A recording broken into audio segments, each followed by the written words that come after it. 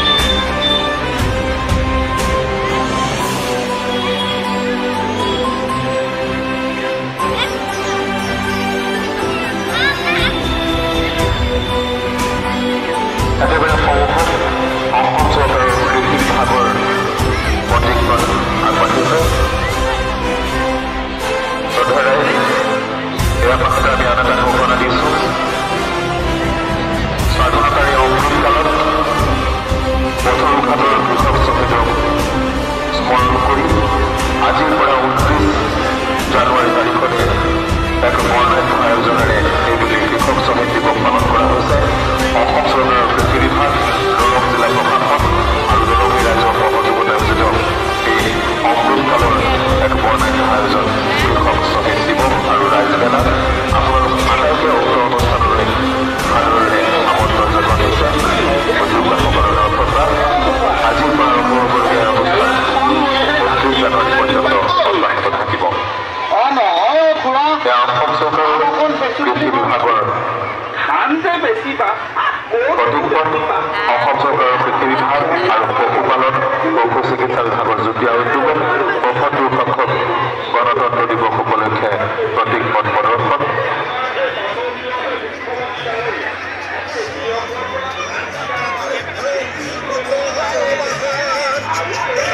কৃষি বিভাগৰ দ্বাৰা আমাৰ জিলাত ৰূপায়ণ হৈ থকা বিভিন্ন আঁচনিসমূহৰ সম্পৰ্কে আপোনালোকক অৱগত কৰাৰ এক বিনম্ৰ প্ৰয়াস।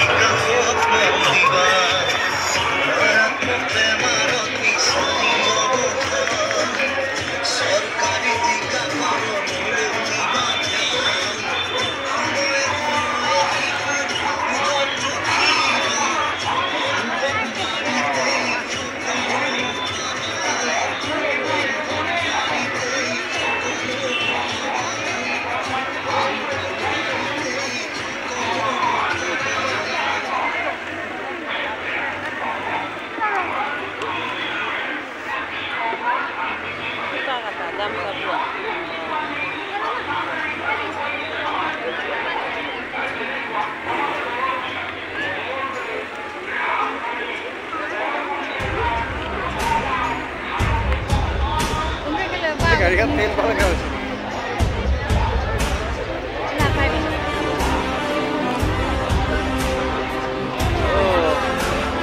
স্বাস্থ্য বিভাগৰে বেয়া হৈছে স্বাস্থ্য বিভাগৰ অৱস্থা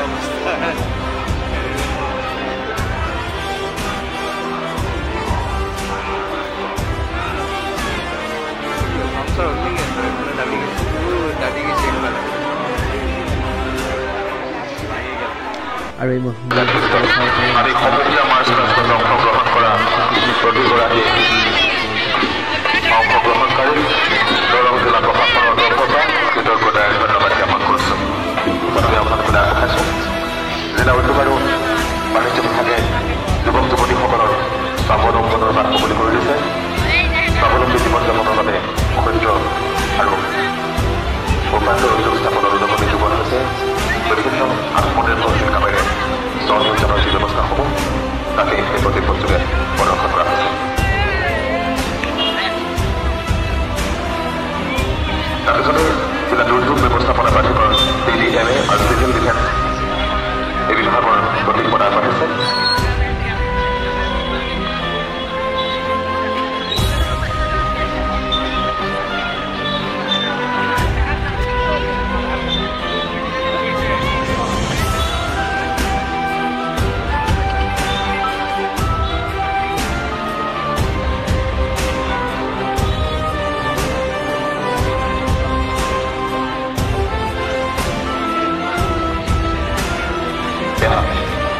জিলা দুৰ্যোগ ব্যৱস্থাপনা প্ৰাধিকৰণৰ দ্বাৰা আগবঢ়োৱা প্ৰতীকপথ জিলা দুৰ্যোগ ব্যৱস্থাপনা প্ৰাধিকৰণৰ দ্বাৰা অসামৰিক প্ৰতিৰক্ষা বিভাগ আৰু অগ্নি আৰু জৰুৰীকালীন সেৱাৰ সহযোগত প্ৰদৰ্শিত প্ৰতীকপথ জিলাখনত প্ৰবল বানপানীকে ধৰি বিভিন্ন দুৰ্যোগৰ সৈতে মোকাবিলা তথা দুৰ্যোগ সংক্ৰামক প্ৰশমনৰ ক্ষেত্ৰত জিলা দুৰ্যোগ ব্যৱস্থাপনা প্ৰাধিকৰণ আৰু উক্ত বিভাগসমূহে জিলাখনত প্ৰতি মুহূৰ্ততে সতৰ্কতাৰে আৰু পূৰ্ণ প্ৰস্তুতিৰে সেৱা আগবঢ়াই আহিছে।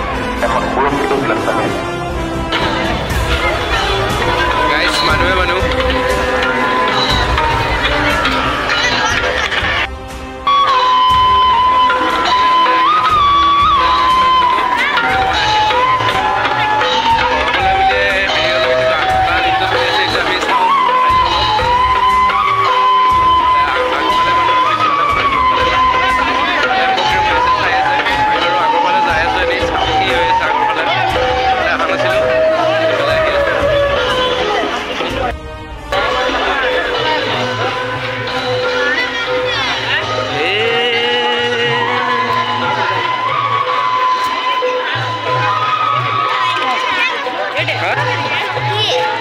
কৈ থকা পালো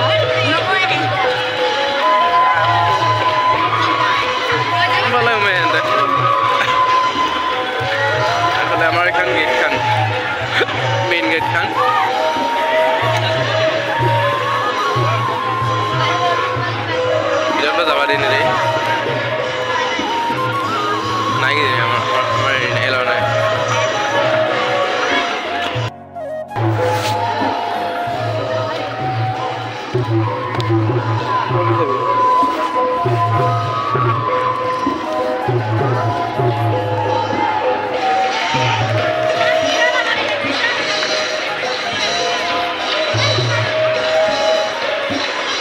আৰু সেই তাত ধুনীয়াকৈ নৃত্য কৰি আছে সেইকাৰণে বেছিকৈ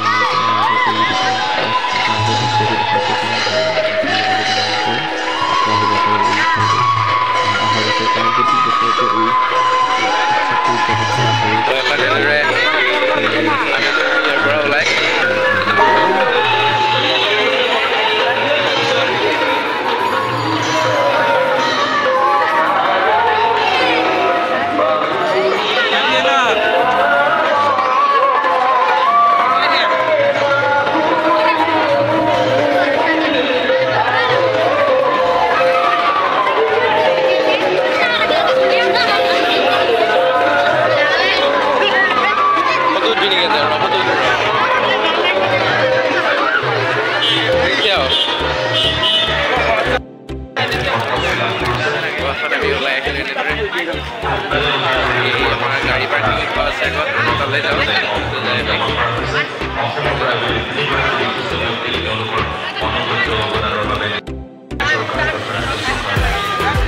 তাতে আমাৰ গাড়ীবোৰ আছে থৈ দিয়া গাড়ীবোৰ ইফালে নিব দিয়া নাই কাৰণ তাতে মানুহ আছেতো বহুত গতিকে গাড়ী য'ত ত'ত থ'লে সুবিধা হ'ব সেইকাৰণে গাড়ীবোৰ ইয়াতে থোৱা হৈছে ব্যৱস্থা কৰিছে আৰু এতিয়া বাজিলে 10টা এতিয়া আমি যাব নহয় আমি এতিয়া ইয়াৰ পৰাই